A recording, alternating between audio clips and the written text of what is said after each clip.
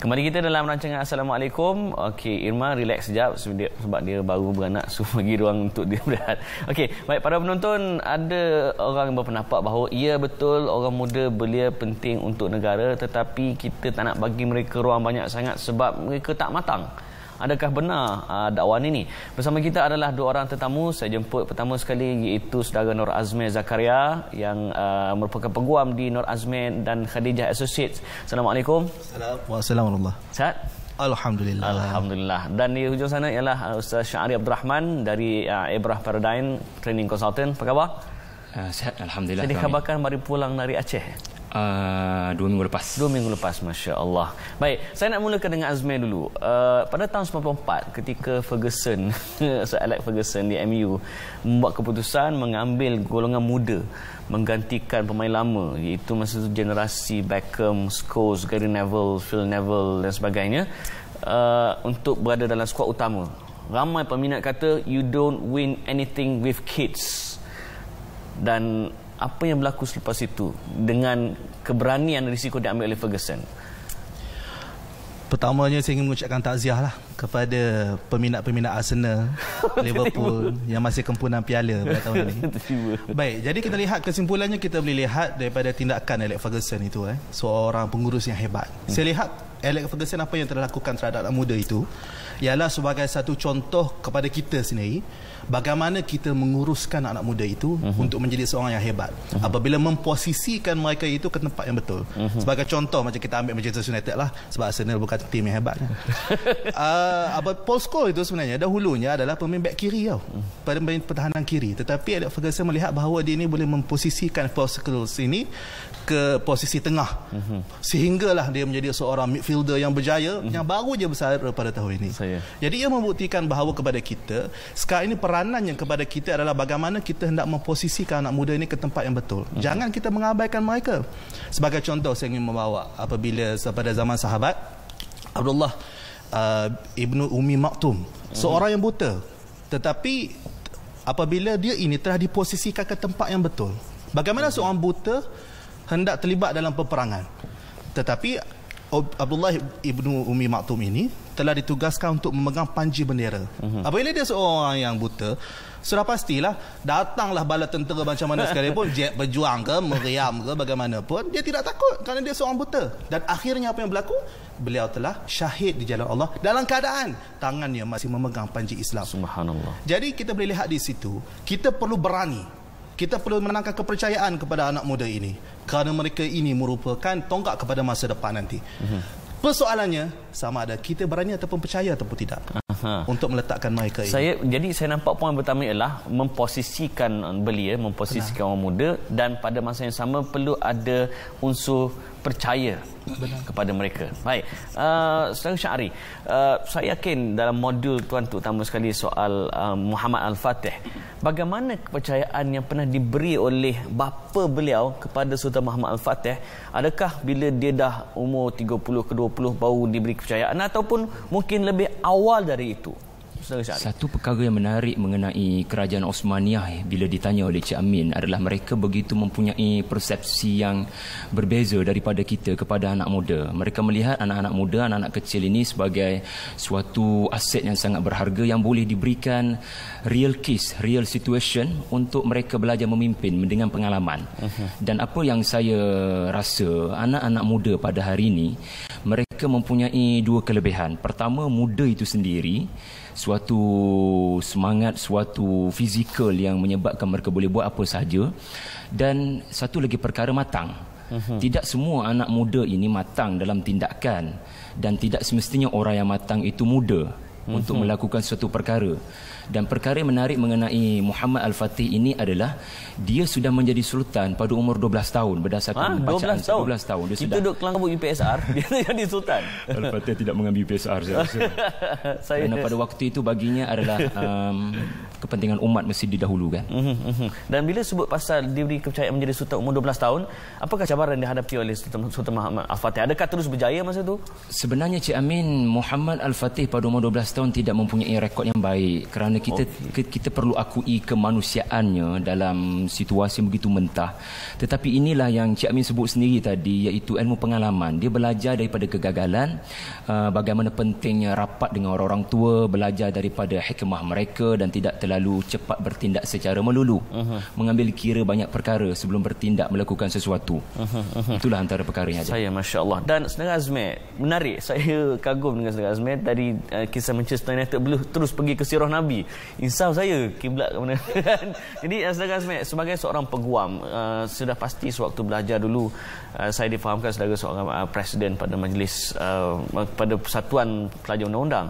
Dan saya pun dapat tahu banyak juga artikel saudara yang menyatakan konsistennya mahasiswa menentang AUKU, menuntut agar dipinda. Dan saya difahamkan sejak tahun yang lalu Datuk Seri Najib Tun Razak dalam program transformasi beliau mahu juga mentransformasikan politik negara dengan meminda AUKU. Malah bekas Timbalan Menteri Datuk Saifuddin pun menyatakan sokongan 200% meminda AUKU.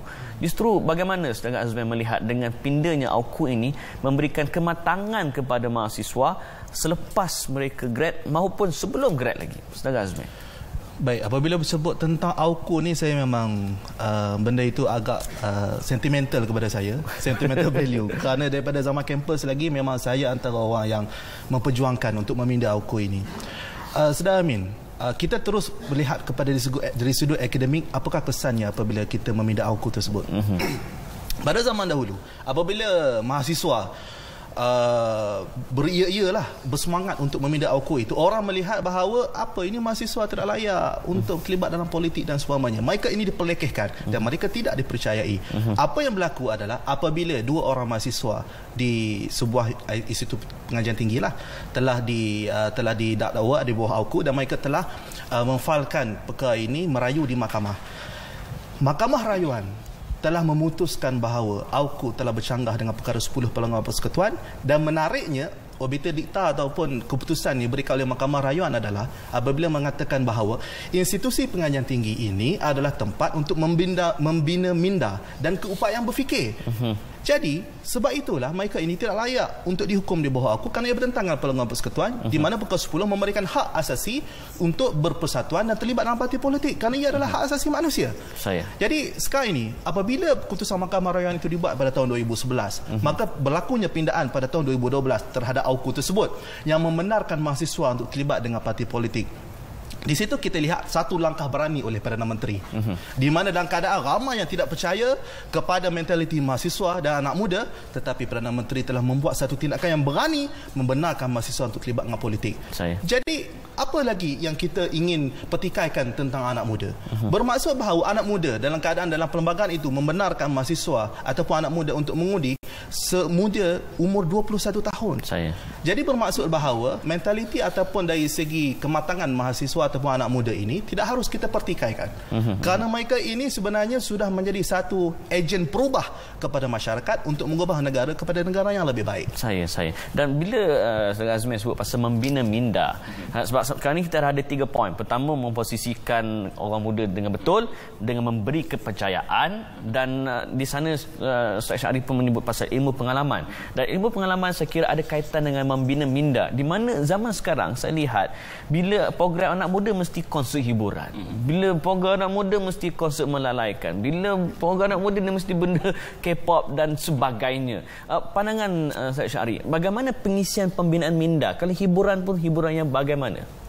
Saya mengamati sendiri trend di kampus universiti sendiri. Apabila kita nak bicara sesuatu yang intelektual, dia memerlukan kepada artis untuk datang, kadang-kadang memerlukan hiburan. Saya percaya ataupun ini cinta, forum cinta-cintanya. Saya percaya ini suatu pendekatan yang baik untuk menarik para pelajar seramai mungkin daripada golongan yang tidak meminati forum-forum intelektual. Tetapi pada pandangan saya, Cik Amin, saya rasa tidak boleh dibiasakan. Kerana ini akan memberikan suatu budaya manja kepada mahasiswa untuk tidak membiasakan diri membaca buku-buku berat, menganalisa isu-isu kritikal, dan sampai bila mahasiswa mahu menjadi hanya sekadar seorang yang hanya pandai di dalam akademik, menghafal semata-mata. Sebab itu saya rasa tiba masanya ketika convocation campus ataupun apa-apa acara besar universiti, kita banyakkan forum intelektual, banyak memanggil sarjana-sarjana luar negara, dan kalau boleh kita mempertimbangkan banyak perkara sebelum kita nak melakukan perkara-perkara santai, kerana ini memberikan kesan kepada budaya, mentaliti dan minda mahasiswa. Saya. Dan pasal forum intelektual, Saudara Azmi, selain daripada soal kemahasiswaan, orang tak masuk universiti ataupun orang yang dah grad universiti juga dikira sebagai golongan belia. Jadi bila orang intelek itu, adakah hanya tertumpu kepada pencapaian akademik semata-mata, ataupun dikira kepada tingginya GPA-nya, ataupun banyak mana degree yang dia ada, ataupun ada lagi perkara-perkara lain yang boleh kita kategorikan sebagai seorang belia yang intelek, seorang yang bijak, genius.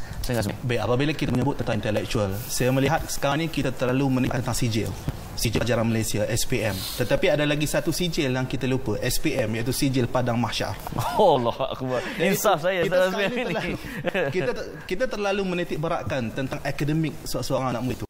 Oh, dapat berapa? Berapa A? Itu je kita tanya dahulu. Dapat berapa? Oh, 3A. Jadi ustaz lah.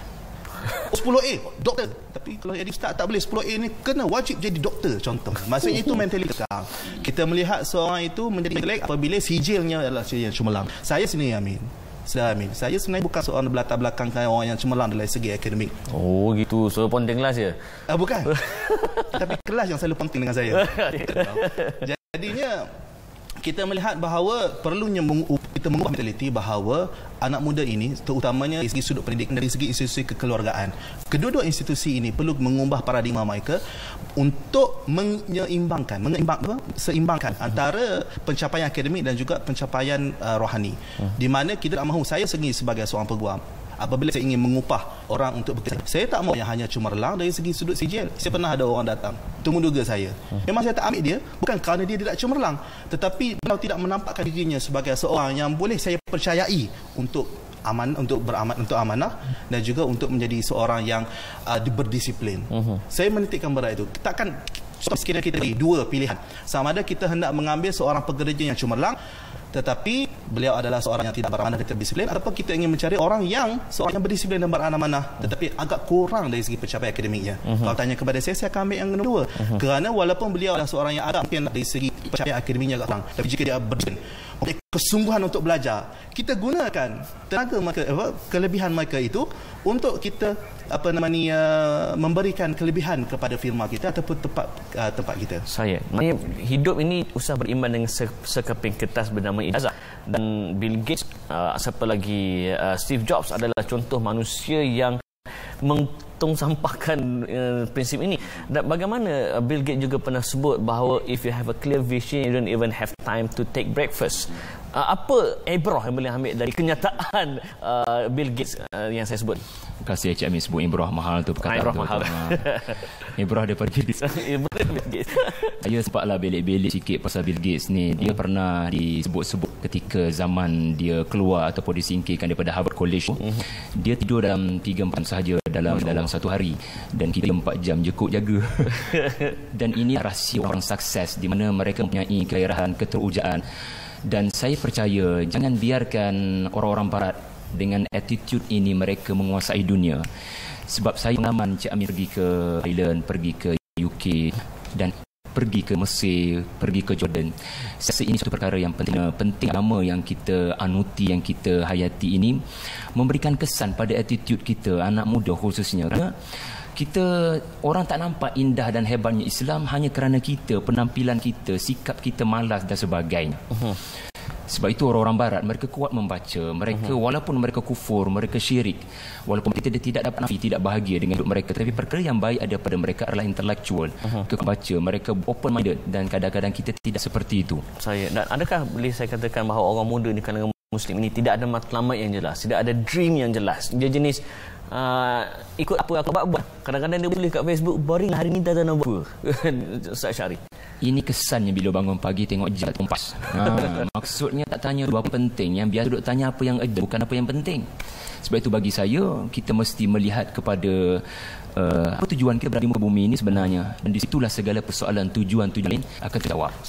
Jadi saya nampak sekarang ini asasnya ialah pertama sekali dari awal pentingnya masyarakat memposisikan orang muda dengan betul, berikan kepercayaan. Kemudian orang muda perlu cari pengalaman, dan dengan itu membina minda, banyakkan forum intelektual, street smart against book smart, perlu seimbang, dan pokoknya kena ada matlamat. Baik, kesimpulannya saudara Azmi. Baik, secara kesimpulan saya nampak institusi pendidikan amat penting untuk kita membentuk anak muda. Bagaimana anak muda yang ingin kita bentuk pada masa hadapan? Sekarang ni sebab isteri saya adalah seorang guru, malah penolong kanan pun. Jadi dah kahwin kan bujang lagi. Masih dah kahwin. Jadi orang tengok dia ni. Jadi kita perlu mengubah mentaliti, sebab contohnya setiap sekolah sekarang ni saya difahamkan mempunyai skor tentang satu KPI tentang pencapaian sekolah itu dari segi sudut akademik. Persoalannya saya sekarang ini, di sekolah-sekolah kita ada tak KPI tentang pencapaian akhlak student-student kita? Sepatutnya kalau sekarang ini, kalau tak layak PMR kena ulang, ataupun kalau tak lulus PMR kena ulang, tak lulus SPM kena ulang. Sekarang ini saya nak tanya, kalau seorang itu mempunyai akhlak yang mungkin boleh dipertikaikan, apa tindakan kita? Ada tak kita contohnya dia ditangkap kerana masalah disiplin di sekolah pada umur tingkatan 3? Ada tak kita berani? Kalau disebabkan pencapaian akhlak kau kurang pada tahun ini, kau tidak layak untuk naik ke tingkatan 4. Pernahlah kita berfikir tentang perkara demikian? Dia perkara ini perlu ubah. Kerana saya khawatir jika pada masa depan kita akan melihat negara kita maju dari segi sudut pembangunan, tetapi dari segi sudut akhlak akan mundur. Kerana dalam kitab Al-Muqaddimah telah menyebut sesungguhnya ketamadunan yang dibauri dengan kemerosotan akhlak, ketamadunannya adalah ketamadunan yang pincang. Dan Syahri, kesimpulan kita, belia matang atau tidak? Matang bagi saya adalah sikap, bukan pada usia, bukan pada pakai spek ke tidak, kuat membaca ke tidak, banyak uban ke tidak. Bagi saya pengalaman banyak sekalipun, tetapi matang dalam tindakan, macam mana respon, macam mana sabar, pause button di mana, itu mengukur matang atau tidak, walaupun umurnya 20 tahun, walaupun umurnya 18 tahun.